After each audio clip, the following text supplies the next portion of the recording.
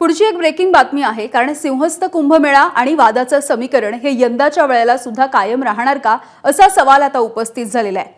कुंभमेळा हा नाशिकचा की त्र्यंबकेश्वरचा, असा वाद आता रंगायला सुरुवात झाली आहे। कुंभमेळ्याच्या आयोजनावरून आता साधू आणि महंत यांच्यामध्ये दोन मतप्रवाह आपल्याला बघायला मिळतात। त्र्यंबकेश्वरच्या साधू महंतांनी मुख्यमंत्री देवेंद्र फडणवीसांची भेट घेतली आहे। कुंभमेळा हा नाशिकचा नव्हे तर त्र्यंबकेश्वरचा आहे असं म्हणा, असा या महंतांचा आग्रह आहे। तर नाशिकच्या साधू महंतांचा मात्र या मागणीला आक्षेप आहे।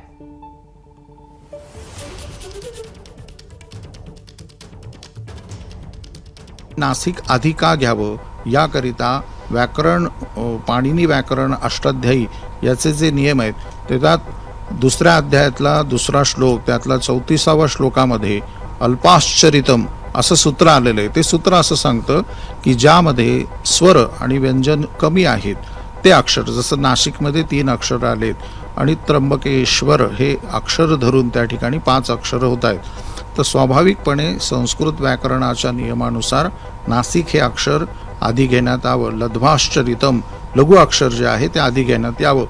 आमच्या मागण्या हे राहील की तुम्ही त्र्यंबकेश्वर सिंहस्थ जो आहे, तुम्ही नाशिक सिंहस्थ हा प्रचार न करता त्र्यंबकेश्वर नाशिक कुंभ करण्यात यावा, ही एक आमची प्रामुख्याने मागणी राहील।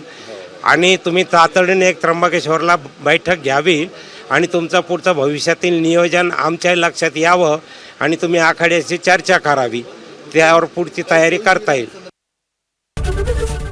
एबीपी माझा, उघडा डोळे बघा नीट।